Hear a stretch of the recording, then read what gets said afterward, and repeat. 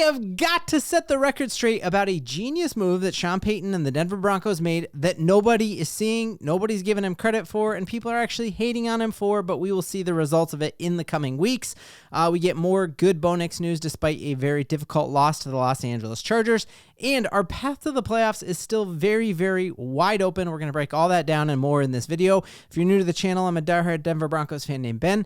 Helps me out a ton if you have not given up on this team. If you would smash that like and subscribe button. So let's dive in here. I know that if Sean Payton was in a boy band, I'd be one of the groupies and I would tour. If he had a Sean Payton fan club, I'd be the first person to sign up.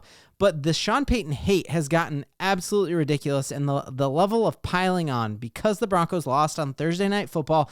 You're just seeing tons of people who I usually love, like Ryan's burner account. I love you, man. You do awesome stuff. I've hopped in on your live streams before, but there are a lot of people who are like blaming Sean Payton that we lost on a short week. Even guys like Zach By, saying, no, you can't point to a short week when you chose to be here. You're seeing dudes at the DNVR coming out and hating on the Broncos and saying that the Broncos lost last night because they flexed themselves into Thursday Night Football.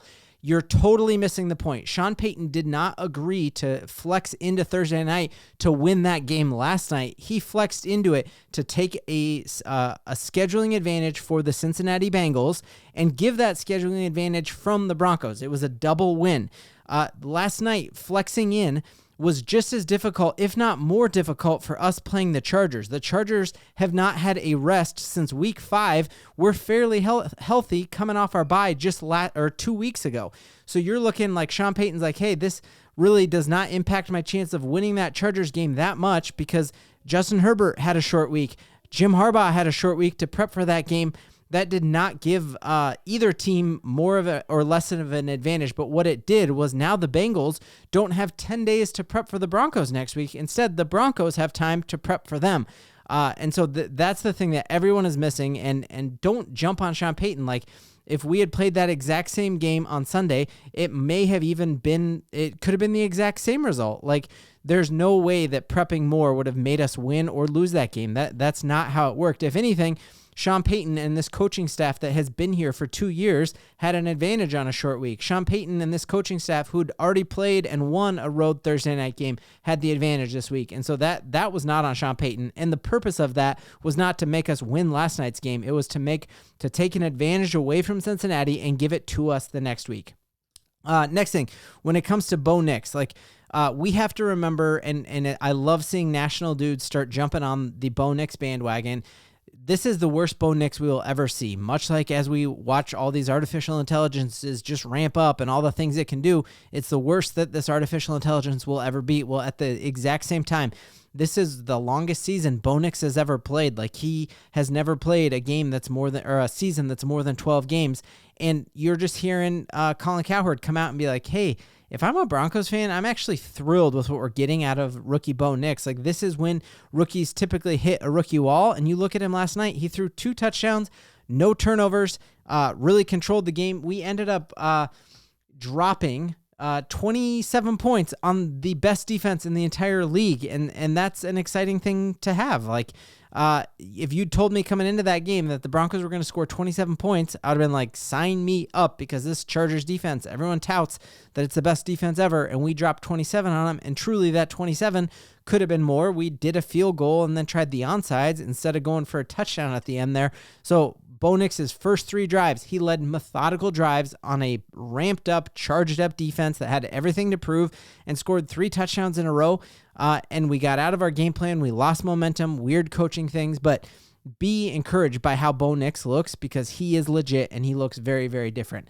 Also, cool omen here that maybe all of this, the reason we lost and didn't clinch last night, is because the way the scriptwriters wrote this whole thing was that the Denver Broncos will clinch just like they did 9 years ago to the exact date, playing the exact same team that they played 9 years ago, and that would be a kind of cool storyline. Not that I think this whole thing is scripted. Could never watch if I actually thought it was scripted, but cool to me that, yes, the Broncos could clinch by beating the Bengals next week, and we have a huge advantage in that we have 9 days to prep. We have already seen, how does this team respond to a loss? First off, this team has not lost 3 games in a row all year long. Bo Nix in his entire football career has never lost 3 games in a row in his entire life. So why do you think it's going to happen when it matters the most? Like, it's not. We are going to win one of our last 3 games. You don't even need to worry about it. It's never happened this year. It's never happened to our quarterback. On top of that, we have 10 days to prep for this team. We've seen what how this team bounces back. We lost one of the most gut-wrenching games I've ever watched as a Denver Broncos fan, other than when Peyton Manning lost to that Baltimore Ravens team in overtime.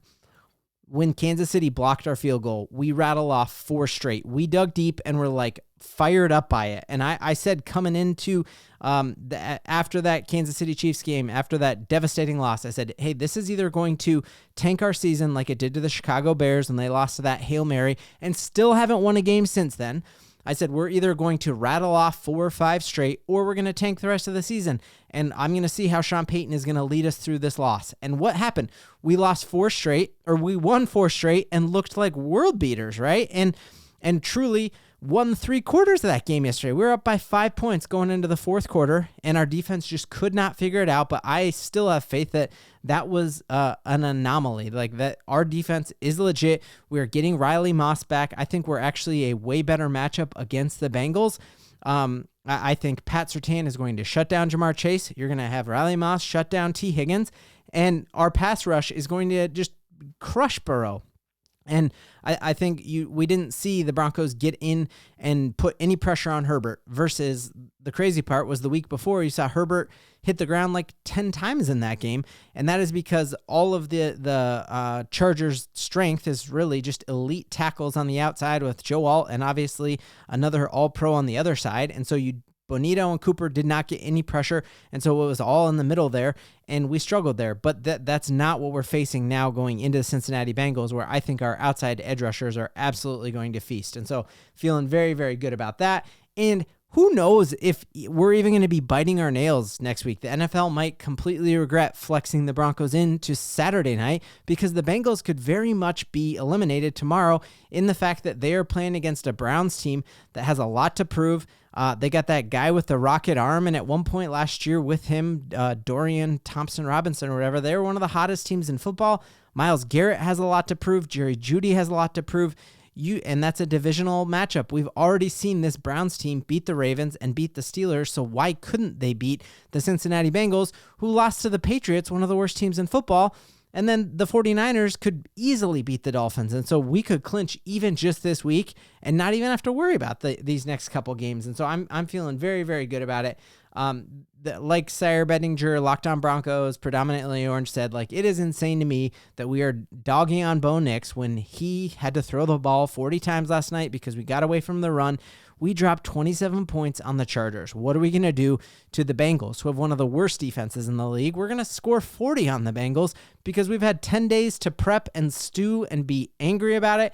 And I just have a fantastic feeling that do not give up on the Broncos. Sean Payton, he has not made a bad move, guys. Like, look at this roster that has drastically overperformed.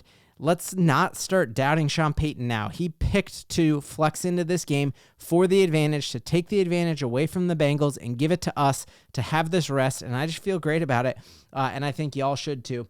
We need to get the run game figured out. I think we will. Sean Payton on the back of his play sheet had run the ball with an exclamation point. He needs to continue to commit to that.